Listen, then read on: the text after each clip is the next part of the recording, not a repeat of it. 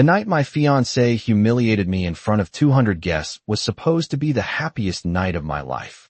The ballroom of the Whitmore Grand Hotel glittered like something out of a movie, crystal chandeliers hanging from a ceiling so high it made everyone feel small beneath it. Waiters in black vests moved through the crowd carrying trays of champagne, and the soft sound of a violin quartet floated through the room like warm air. I remember thinking how unreal it all felt. 26 years old, standing in a custom ivory dress that had taken 3 fittings to perfect, surrounded by people who looked like they belonged in glossy magazines. Tonight was supposed to be the beginning of everything. In less than a year, I would marry Ethan Caldwell. At least, that was the plan everyone believed. Ethan stood across the room speaking with his parents, his tailored navy suit perfectly pressed, his smile polished and confident. The Caldwell family owned half the real estate developments along the East Coast, and every guest in that ballroom knew it. Investors, politicians, charity board members, people who measured success in private jets and oceanfront homes. I wasn't born into that world. My father ran a small hardware store in Ohio, and my mother taught elementary school for 32 years. But Ethan used to say that was what he loved about me, said I made things feel real. I believed him. I believed a lot of things back then. The band finished a song, and the room quieted when Ethan stepped toward the stage where a microphone waited. Conversations faded into polite silence. I felt my heart beat faster, the way it does when you know a big moment is about to happen. I assumed he was about to make a speech about our future, maybe share some charming story about how we met during our first week of college. I even caught myself smiling. That smile lasted exactly 3 seconds. Ethan cleared his throat and looked out over the crowd with the calm confidence of someone who had rehearsed every word. "Thank you all for coming tonight," he said smoothly, raising his champagne glass. "I know many of you are here expecting an engagement announcement." A few guests chuckled politely. Cameras lifted. Someone near the front whispered my name with excitement. Then Ethan glanced toward me. Not warmly. Not lovingly. Just briefly, like I was a detail in the room. "But sometimes," he continued, "life shows you that you've made the wrong choice." The words landed like cold air across the ballroom. I felt my smile freeze before I even understood what he meant. A quiet murmur spread through the guests, subtle at first, the kind of sound people make when they think they might have heard something incorrectly. Ethan didn't hesitate. He turned slightly and extended his arm toward a woman standing near the stage steps. Tall, elegant, wearing a red dress that looked like it belonged on a runway. "I'd like everyone to meet Victoria," he said. "The woman I should have chosen from the beginning." The silence that followed felt enormous. I could hear the faint clink of glass somewhere behind me and the slow hum of the air conditioning vents high above the chandeliers. For a moment I thought maybe this was some elaborate joke, but the way people were staring at me told me it wasn't. Victoria stepped beside him with a confident smile, and Ethan slipped his arm around her waist like it had always belonged there. I stood in the center of the ballroom surrounded by 200 witnesses, realizing the future I had imagined was dissolving right in front of me. And that was the exact moment when a quiet voice from somewhere behind the crowd said one word that would change everything. "Miss Hayes." I turned slowly toward the voice because it was the only thing in that moment that did not feel cruel. The ballroom had gone so quiet that I could hear the faint hum of the chandeliers above us and the soft scrape of a chair somewhere near the back of the room. People were staring at me, some with curiosity, some with sympathy, and some with the careful distance people use when they are witnessing something uncomfortable but fascinating. Ethan had already turned his attention back to Victoria, speaking to her quietly, as if nothing unusual had just happened, as if he had not dismantled my life in the middle of a celebration. The voice came again, calm and steady. "Miss Hayes." It was closer this time. The crowd shifted slightly, and for the first time that evening the perfect symmetry of the room broke. Guests stepped aside, not abruptly, not dramatically, but with the subtle instinct people have when someone important enters their space. A tall man moved through the opening they created. His pace was unhurried, controlled, the kind of walk that did not need attention but always received it anyway. I had not noticed him earlier, which was strange because he was not someone easily overlooked. He was wearing a dark charcoal suit that fit him perfectly, the kind that suggested a private tailor rather than a department store. His shoulders were broad, his posture straight, and his expression calm in a way that made the tension in the room feel almost irrelevant. Dark hair, neatly styled, sharp features, eyes that seemed to take in every detail without rushing. He stopped a few feet in front of me. For a moment, neither of us spoke. The entire ballroom seemed to lean toward the silence between us. I realized that I had never seen this man before, yet several people around us were suddenly whispering to each other in quiet, urgent tones. A woman near the bar lowered her voice and said something to her husband that made him straighten instantly. Another guest shifted back 2 steps, as if giving the stranger more space without being asked. I did not understand why. "Miss Hayes," he repeated, his voice low but clear enough that it carried across the quiet room. "Do you intend to leave like this?" I blinked, unsure whether he was serious. "Leave like this?" I glanced down at my hands, still clutching the edge of my small evening purse, my engagement ring catching the chandelier light like a reminder of a promise that had just been erased. Across the ballroom, Ethan laughed at something Victoria said. The sound reached me like an echo. I felt my throat tighten, but the stranger did not look at Ethan. He was watching me carefully, not with pity, not with curiosity, but with a strange kind of patience. I said quietly, forcing the words out. "That is exactly what I should do." A few guests nearby shifted awkwardly. Someone coughed into their glass. The stranger tilted his head slightly, as if considering my answer. Then he said something that made several people in the room go completely still. "That would be unfortunate," he said calmly, "because I believe this evening deserves a different ending." I did not understand what he meant, but the way he spoke made it sound less like a suggestion and more like a decision already made. One of the men near the back whispered a name under his breath. "Moretti." The reaction was immediate. I did not know the name, but several people clearly did. Conversation stopped. A waiter froze mid-step. Even Ethan glanced up briefly from across the room, his confident expression tightening for the first time that night. The stranger finally shifted his gaze away from me and looked toward the stage where Ethan and Victoria stood together. His eyes were calm, almost thoughtful. Then he reached into the inside pocket of his suit jacket and took a single step closer to me. The moment his hand moved inside his jacket, the tension in the ballroom shifted again. Not dramatically, not loudly, but in the subtle way a room changes when everyone senses something important is about to happen. I watched his hand carefully, not because I felt threatened, but because there was something deliberate about the way he moved, as if every gesture had been decided long before this moment. Around us the guests stood perfectly still, glasses of champagne paused halfway to their lips, conversations forgotten. I could feel their attention pressing inward like a silent spotlight.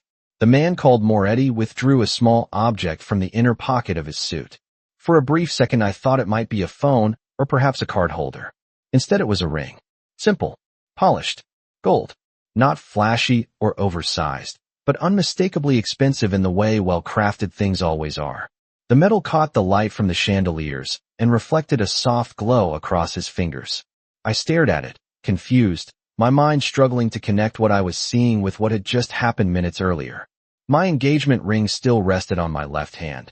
The diamond Ethan had chosen flashing like a symbol that suddenly meant nothing. "What are you doing?" I asked quietly. My voice sounded unfamiliar to my own ears, smaller than I expected. Dominic Moretti did not answer immediately. Instead, he studied my face for a moment with that same calm focus, as if he were reading something written between my words. The entire ballroom seemed to be holding its breath. Then he spoke in a voice that was not loud, but carried clearly across the quiet room. "Correcting. A mistake." The words were simple. The reaction was immediate. Someone near the stage gasped softly. A man near the bar whispered something sharp under his breath. I heard the faint scrape of Ethan's shoes against the marble floor as he turned fully toward us for the first time since the humiliation had begun. I could feel his eyes now, fixed on the stranger standing in front of me. Dominic's attention remained entirely on me. Slowly, without urgency, he reached for my left hand. The gesture was gentle, careful, giving me enough time to pull away if I wanted to. For some reason I did not. Maybe it was shock. Maybe it was the strange steadiness in his expression, the absence of mockery or pity. His fingers closed lightly around my hand, and he lifted it just slightly so the ring caught the light. The diamond Ethan had given me flashed once more under the chandeliers. Dominic glanced at it briefly. Then he removed his hand from mine and spoke quietly. "That one," he said calmly. belongs to a man who clearly did not understand its value. Before I could react, before anyone in the room could interrupt, Dominic slid the gold ring he held onto my finger beside the other one. The motion was smooth and unhurried, as if this were the most natural thing in the world. Gasps spread through the ballroom like ripples across water. I heard someone drop a glass somewhere behind me. Across the room, Ethan's voice finally broke the silence. "What exactly do you think you are doing?" he demanded sharply. Dominic turned his head slightly, just enough to acknowledge him. His expression did not change. His voice remained calm, almost conversational. "Improving the evening," he said. Then he looked back at me and added quietly, "You deserve better than leaving this room alone." For 3 full seconds the ballroom remained completely silent. No music, no conversations, not even the soft clink of glasses that had filled the room earlier. Every person in that glittering hall was staring at my hand. 2 rings now rested on my finger, catching the chandelier light, like 2 completely different stories trying to exist at the same time. My heart was beating so hard I could feel it in my throat. I had not moved. I had not even breathed properly since Dominic Moretti slid the ring onto my hand. Across the marble floor, Ethan Caldwell stepped forward, the confident composure he carried moments earlier now replaced with sharp irritation. Victoria stood beside him, her elegant smile fading as whispers began spreading through the guests around them. Ethan's voice cut across the silence again. "Take that off," he said, pointing toward my hand, but looking directly at Dominic. It was the voice of a man who was used to people obeying him. Dominic did not look offended. He did not look angry. He simply turned his head slightly toward Ethan, his expression calm in a way that made the demand sound almost childish. "You made your announcement," Dominic said evenly. "Now I am making mine." The quiet murmurs in the room grew louder. I heard the name Moretti again from somewhere near the bar. Another guest whispered it near the entrance. A man beside the dessert table quietly said something to his wife that made her eyes widen. The atmosphere had changed completely. Just minutes ago, everyone had been watching a social disaster unfold. Now they were watching something else entirely. Ethan took another step forward, his jaw tightening. "You do not get to walk into my event and make a spectacle," he said. Dominic looked at him for a moment, as if considering the statement. Then he spoke with the same calm tone. "Your event," he repeated thoughtfully. "You invited half the city to watch you embarrass someone who trusted you." A quiet ripple moved through the crowd. No one spoke loudly, but the shift in attention was unmistakable. The audience that had silently accepted Ethan's announcement now seemed far more interested in Dominic's response. I stood frozen between them, trying to understand how the evening had transformed so quickly. 20 minutes earlier, I had been the woman everyone pitied. Now I was standing beside the one man in the room who seemed completely unaffected by the power structure that had humiliated me. Dominic finally turned his attention back to me. His voice lowered slightly, meant only for me even though others could still hear it in the quiet. "Miss Hayes," he said, "tell me something honestly." I swallowed, still staring at the unfamiliar gold ring resting beside the diamond Ethan had given me months earlier. "What?" I asked softly. Dominic studied my expression carefully. "Do you still wish to stand here and defend a man who replaced you in front of 200 witnesses?" The question struck deeper than anything Ethan had said earlier. I felt the heat rising in my face again, the memory of the moment Ethan introduced Victoria echoing through the room. Slowly I looked up at Dominic. For the first time since he approached me, I noticed something unusual in his expression. Not arrogance, not amusement, just certainty. Ethan's voice cut in again, sharper this time. "Olivia," he said, forcing my name through clenched control, "you are not seriously entertaining this ridiculous performance." The room fell silent again, waiting. I looked down at my hand once more. 2 rings. 2 completely different meanings. And for the first time that night, I realized something surprising. Dominic Moretti had not rescued me. He had simply given me a choice. I looked at Ethan across the ballroom, and for the first time that night, I did not feel the desperate need to explain myself to him. The realization arrived quietly, like a door closing somewhere in the back of my mind. Only 15 minutes earlier, I would have done anything to repair the damage he had just caused. I would have begged him to reconsider. I would have tried to understand why he had changed his mind so suddenly. But standing there with 2 rings on my hand and 200 witnesses watching every breath I took, something inside me shifted. Ethan crossed his arms and stared at Dominic with the cold confidence of a man who had never been challenged publicly before. "This is ridiculous," he said sharply. "You do not even know her." Dominic did not rush to answer.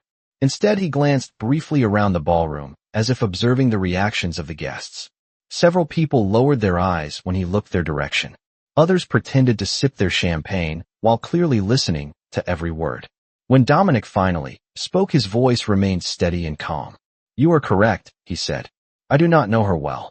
Ethan gave a small laugh, as if that proved his point. "Then remove the ring and leave," he replied. Dominic's eyes returned to mine. The room seemed to narrow again until the only thing that existed was the quiet space between the two of us. "The question is not what I want," Dominic said gently. "The question is what you want." I hesitated. My mind replayed the moment Ethan had stood on that stage with his arm around Victoria. The way he introduced her without a single glance toward me. The way the crowd had quietly accepted it, as if humiliation were simply another part of the evening's entertainment. My gaze shifted back to Ethan. His expression now carried impatience more than anger, the kind of look that said he expected me to fall back into line eventually. "Olivia," he said in a controlled voice, "this situation has already become embarrassing enough. Remove that ring." For a brief moment, the old instinct returned. The part of me that wanted to smooth everything over, to make sure no one felt uncomfortable. But then I remembered the sentence Dominic had spoken only seconds earlier. "Do you still wish to defend a man who replaced you in front of 200 witnesses?" I slowly lifted my hand and looked at the two rings again. The diamond Ethan gave me months earlier. The gold band Dominic had just placed beside it. Two symbols. Two completely different meanings. The silence in the ballroom deepened. I could almost feel the attention pressing against my shoulders. Dominic waited without speaking. There was no pressure in his expression, no expectation. Just patience. That surprised me more than anything else. Finally, I took a slow breath and reached for the diamond ring Ethan had given me. The movement caused several guests to lean forward slightly. Even Ethan's expression shifted as he realized what I was doing. My fingers slid the ring carefully off my hand. The diamond flashed one last time under the chandeliers before I held it between my fingers. I walked forward a few steps across the marble floor until I stood directly in front of Ethan Caldwell. He looked at the ring in my hand, and then back at my face, confusion replacing his earlier confidence. I placed the ring gently into his palm. My voice was quiet but clear enough for the entire room to hear. "You are right about one thing," I said. "This evening deserves a different ending." Then I turned away from him and stepped back beside Dominic Moretti. The moment I stepped back beside Dominic Moretti, the entire ballroom reacted like a room suddenly remembering how to breathe. A wave of whispers rolled through the guests, quiet but unstoppable, like wind moving across tall grass. I did not need to look around to know every pair of eyes was now fixed on me. Just minutes earlier, those same eyes had watched silently while my life was dismantled on a stage. Now they were watching something completely different unfold. Ethan remained standing where I left him, the diamond ring resting in his palm as if he had not yet decided what to do with it. His expression had shifted from irritation to something closer to disbelief. Victoria stood beside him, her confident posture no longer quite as steady as before. Dominic did not move immediately. He stood beside me with the calm composure of someone who had already anticipated every reaction the room could offer. For a few seconds, neither of us spoke. Then Dominic glanced down at my hand again, at the single gold band that remained on my finger now that Ethan's ring was gone. "You made a decision," he said quietly. His voice carried a note of approval, but it was not dramatic or exaggerated. It sounded more like simple acknowledgement. I nodded slowly, still trying to steady the racing thoughts in my mind. "I did," I said. Across the room, Ethan finally found his voice again. "This is not finished," he said sharply, taking a step forward. The statement echoed through the ballroom, but the authority it once carried had weakened. Dominic turned toward him with the same measured calm he had shown all evening. "Actually," Dominic replied evenly, "it is finished." The simplicity of the words seemed to unsettle Ethan more than any argument could have. He opened his mouth to respond, but the reaction of the guests around him interrupted the moment. People had begun quietly stepping away from the stage area, creating distance without drawing attention to the movement. A few guests near the entrance exchanged quick looks before heading toward the doors. The atmosphere of the party had shifted completely. What had begun as a celebration had turned into something closer to a spectacle, and most of the guests seemed eager to remove themselves from the center of it. Dominic glanced briefly toward the large windows overlooking the city skyline before returning his attention to me. "Miss Hayes," he said calmly, "would you prefer to remain here and continue this discussion, or would you prefer fresh air?" The question surprised me. Until that moment, I had assumed he intended to confront Ethan further, perhaps deliver some final remark that would seal the evening's drama. Instead, he sounded almost practical, as if the choice mattered more than the scene we were standing in. I looked around the ballroom one last time. The chandeliers still glowed above us. The violin quartet had stopped playing entirely. Waiters stood uncertainly near the edges of the room, holding trays that no one was touching anymore. It suddenly felt like a stage after the final curtain had already fallen. I turned back to Dominic. "Fresh air sounds good," I said softly. For the first time that evening, a faint hint of a smile touched the corner of his mouth. He extended his hand slightly toward the entrance. "Then let us leave before someone decides to restart the music," he said. Without hesitation, I placed my hand in his. And together we walked toward the doors while the entire ballroom watched us go. The cool night air outside the Whitmore Grand Hotel felt completely different from the heavy silence we had just left behind. The moment the doors closed behind us, the distant murmur of the ballroom faded into the background like a scene that no longer belonged to me. I inhaled slowly, the crisp city air filling my lungs as if I had been holding my breath for the past 20 minutes. Manhattan stretched out around us in glittering lights. Traffic moved steadily along the avenue below, yellow taxis sliding past each other beneath the glow of street lamps. The world outside continued as if nothing unusual had happened inside that ballroom. Dominic released the door gently and stepped aside, giving me space instead of immediately speaking. That small gesture surprised me. After everything that had just unfolded, I expected some dramatic explanation or declaration. Instead, he simply stood beside me on the wide stone terrace overlooking the street. I leaned lightly against the cool marble railing and looked down at my hand again. The gold ring still rested on my finger. It felt strange, not uncomfortable, but unfamiliar, like a symbol that had arrived faster than my mind could process. Dominic noticed the way I studied it. "You can remove it if you prefer," he said calmly. "It was meant to change the moment inside that room, not to trap you into anything." I looked up at him, surprised again. "You are giving me the option?" I asked. Dominic raised one eyebrow slightly, as if the answer were obvious. "Of course," he replied. "A decision made under pressure is rarely a real decision." The city lights reflected faintly in his dark eyes, and for the first time since he approached me, I noticed something unusual about his presence. He was not trying to impress me. He was not trying to persuade me. In fact, he seemed almost indifferent to whether I kept the ring or handed it back. That calm confidence made the entire situation feel less like a dramatic rescue and more like a strange turning point I had walked into without warning. For a moment, neither of us spoke. The traffic sounds drifted upward from the street below. Somewhere nearby, a car horn echoed briefly before fading again. Finally, I broke the silence. "Why did you do it?" I asked quietly. Dominic rested one hand against the railing beside me and looked out over the city before answering. "Because humiliation spreads quickly in rooms like that," he said. "If no one interrupts it, people begin to believe it is deserved." His words lingered in the cool night air. I had expected something different. Perhaps revenge against Ethan or some complicated explanation about business or influence. Instead, his answer sounded almost philosophical. I studied his profile carefully, noticing the calm precision in the way he carried himself. "You did not even know me," I said. Dominic turned slightly, meeting my gaze again.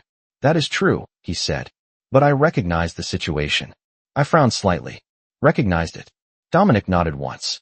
"I have seen many versions of that moment," he explained. "Rooms full of powerful people. Someone being dismissed as if they no longer matter. Most people watch quietly and pretend it is not their concern." He paused briefly before adding, "I prefer different endings." The words settled between us, simple but deliberate. I glanced down at the ring once more, then back toward the hotel doors behind us.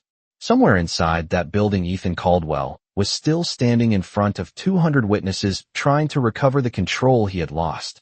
And out here on the terrace, Beside a man I had met less than 10 minutes earlier, my future suddenly looked nothing like the one I had planned.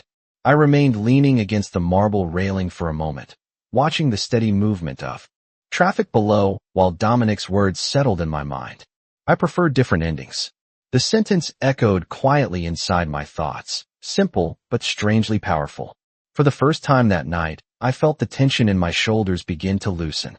The humiliation that had burned through me inside the ballroom was fading, replaced by something calmer, something closer to clarity.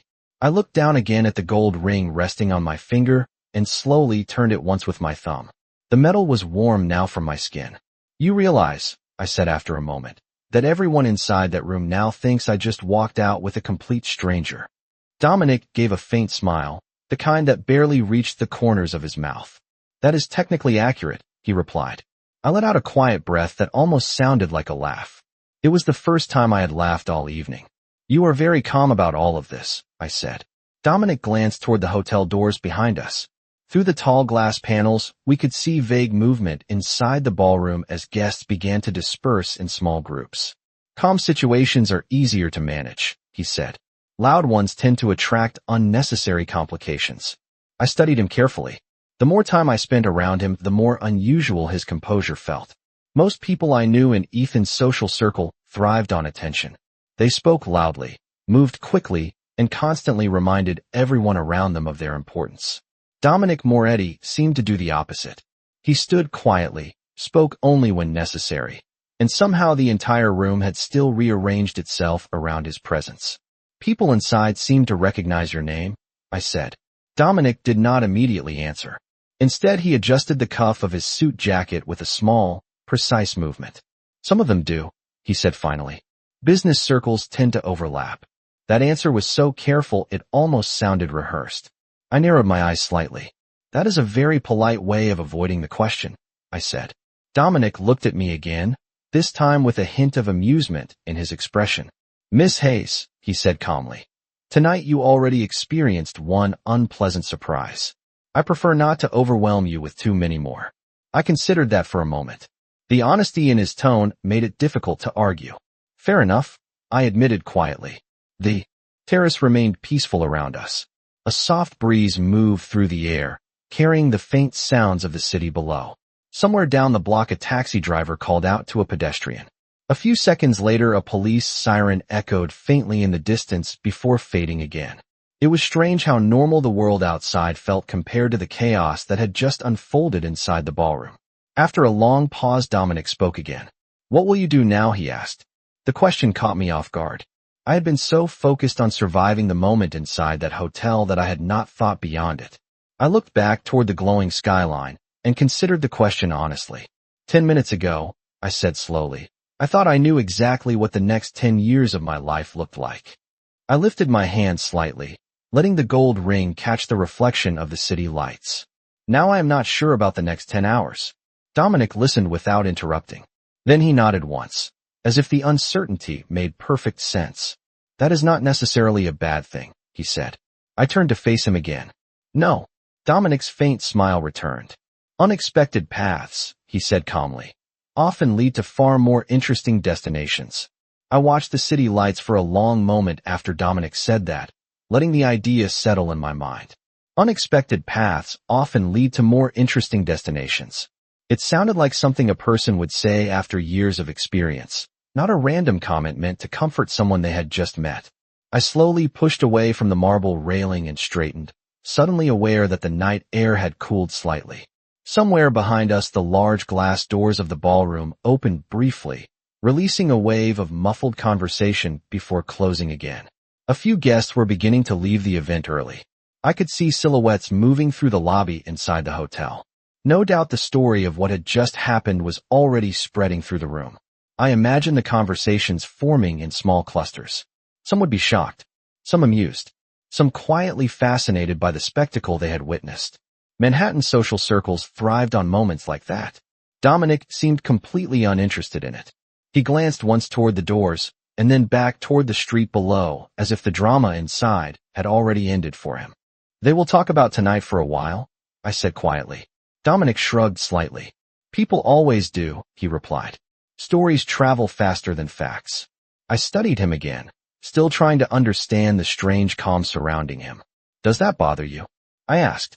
Dominic looked at me with a faint trace of curiosity. Should it? He asked. I considered the question. In Ethan's world, reputation was everything.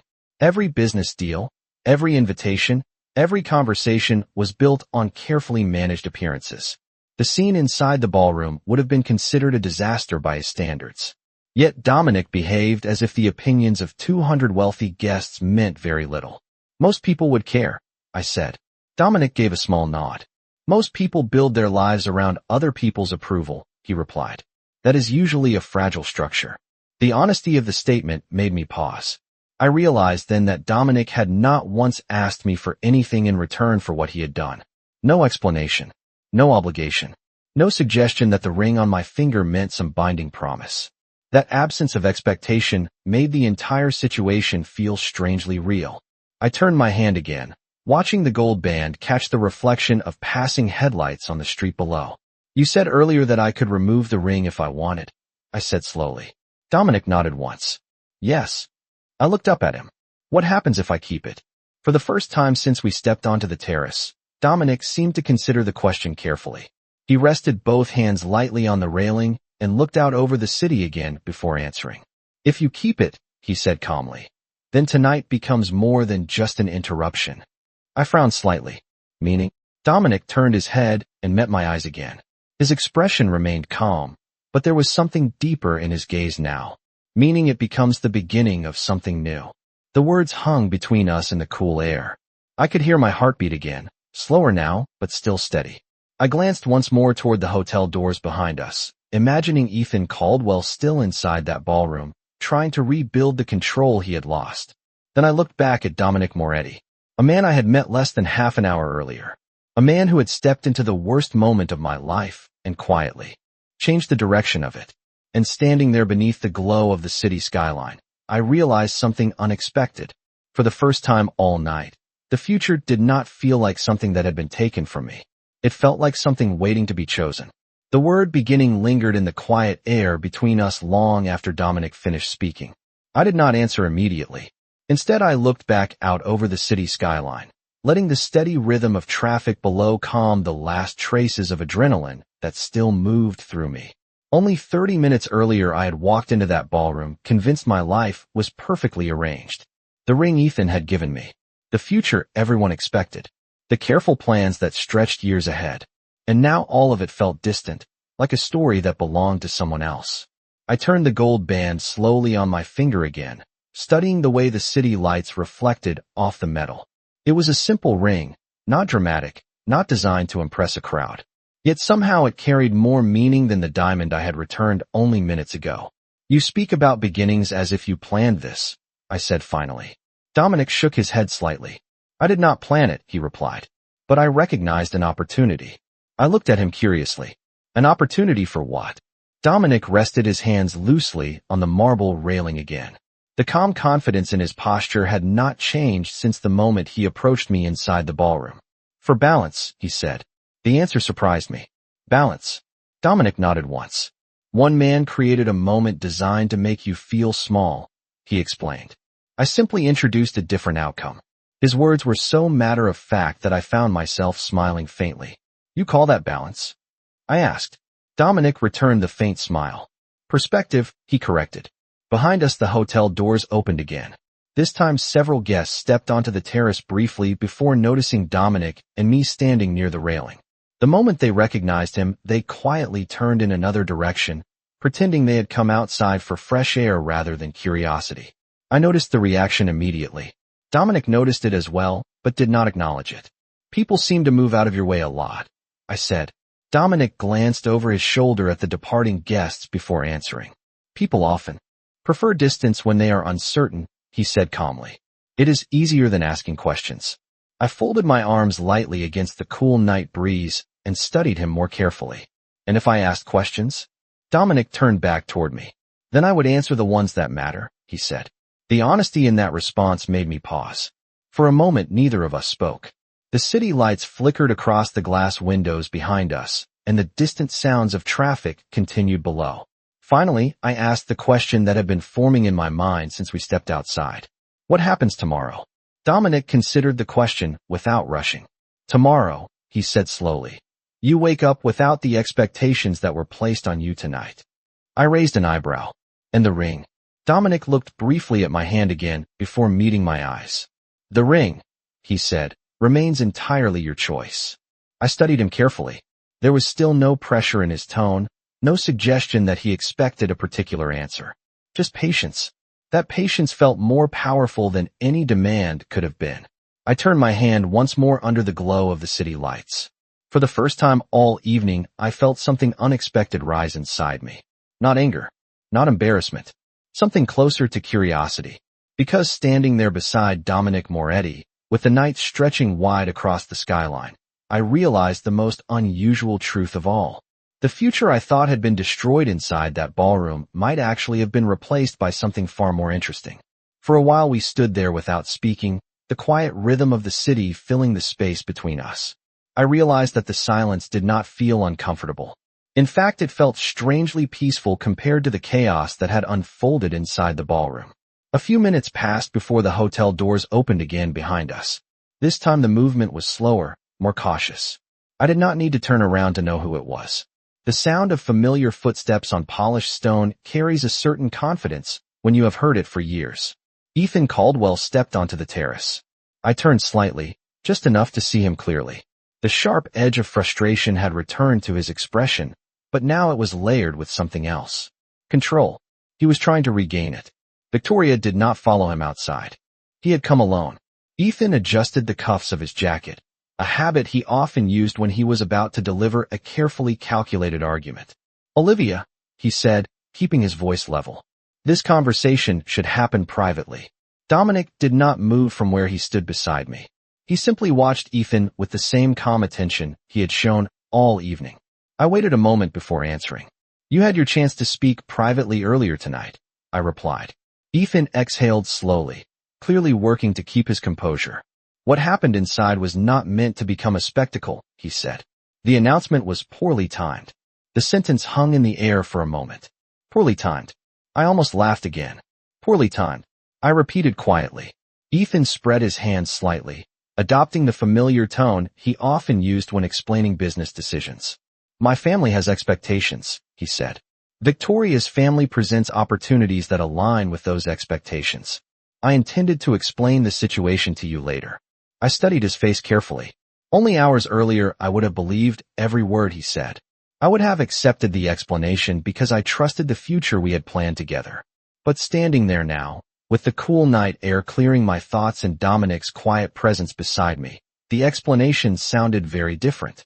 Later, I repeated softly. Ethan nodded once, as if the matter were obvious. Yes, he said. Handling it privately would have been more respectful. Dominic finally spoke. His voice remained calm, but there was a quiet edge to it now. Respect, he said thoughtfully, usually arrives before the public announcement. Ethan's eyes shifted toward him briefly. The irritation returned immediately. This does not involve you, Ethan said. Dominic did not react to the tone. You involve 200 witnesses, he replied evenly. That tends to widen the conversation. The tension between them was quiet, but unmistakable. I stepped forward slightly before the exchange could continue. Ethan, I said calmly. He looked at me again, and for a moment the frustration in his expression softened into something almost familiar. Olivia, you are overreacting to a complicated situation, he said. Take a few days. We will discuss it properly. I felt the words settle in my mind. A few days. Discuss it properly. The same careful language he always used when he believed time would smooth everything over. Slowly I lifted my hand. Again so the gold band caught the terrace light. Ethan noticed the movement immediately. Remove that, he said quietly. I looked at him steadily. Why? Ethan frowned slightly. Because it means nothing, he replied. I considered his answer for a moment. Then I met his eyes again and spoke with calm certainty. That is exactly why I am keeping it. The words settled over the terrace like a quiet declaration. Because it means nothing. That was what Ethan believed the ring represented. Something meaningless. Something temporary. Something easy to dismiss once the evening ended. I held his gaze for a moment longer, letting the silence stretch between us while the city lights flickered across the glass windows behind him. For the first time since he stepped outside, Ethan seemed unsure of what to say next. That hesitation was new. For years he had always known exactly how to guide every conversation, how to frame every situation so that the final outcome matched his expectations. Tonight that control had slipped away from him, and he could feel it. "Olivia," he said again, softer this time, as if lowering his voice might bring the conversation back under his authority. "You are making a mistake because you are emotional." I tilted my head slightly, studying the familiar tone he used when he believed logic would override my feelings. It was the same voice he used during long discussions about future plans, investments, and social obligations. The same voice that always assumed his perspective was the reasonable one. "No," I said quietly. "Tonight, I am finally not emotional." Ethan frowned slightly, clearly not expecting that answer.